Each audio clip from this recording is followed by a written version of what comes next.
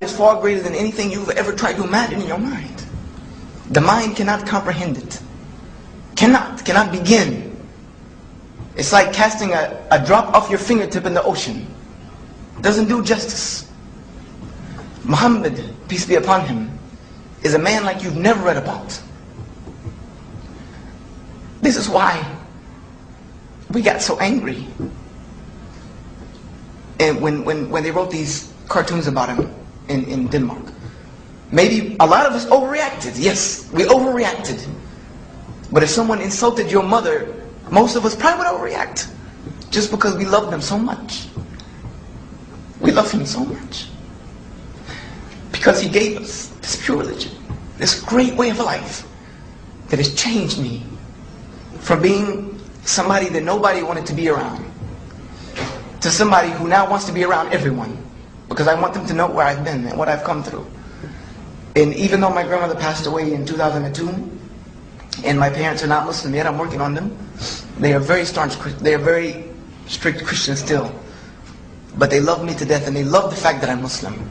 They will stand up and say, in a group of their own congregation, that I'm glad my son is a Muslim, wouldn't want him any other way. Because before, he did not have any respect for me. Even as a Christian, no respect for me. Now as a Muslim, he calls me every day. When I'm sick, he drops everything to come see me across the country. Why? Because his religion tells him he has to. This is a way of life people need. And I'm going to finish. Forgive me for not being able to compose myself. I'm going to finish with a statement of Bernard Shaw, who many of you may have read his works. He said about Muhammad in Islam, peace be upon him, that if a man like Muhammad were to assume leadership of the world today, he would solve every single problem. He would solve every single one of his problems during his afternoon cup of tea. This was this man. And this was the religion he founded.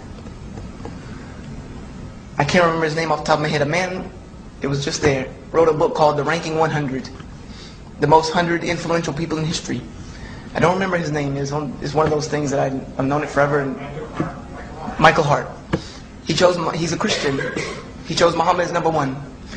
He said, because if you want to know what it means to have smallness of means but greatness of purpose, then go look at Muhammad. And go look at the religion he founded. You find it there. So that's what I'm conveying to you. I'm conveying to you the statements of your colleagues, non-Muslims. Just go do the research for yourself. Like Napoleon said, Mutta, what can it hurt you? What can it hurt you? It can either be an interesting study that may lead you to understand 10 million people in this country a lot better, and 2 billion people in the world a lot better, and growing. Statistically, by the year 2015, Muslims will be a majority in the world. Statistically, we will be. So, I mean, it's just going to happen. So you will know them a lot better. Or you may find the truth. And what an amazing, amazing find that would be for such a little sacrifice, is opening a book, picking up some papers, meeting a couple people. I thank you for your time and hope that I have been of benefit. I finish by saying that there is no God worthy of worship except the one true God that created everything. His name is Allah in Arabic, which means the God. And that Muhammad is the last and final messenger to mankind. And that Islam is the truth. Thank you very much.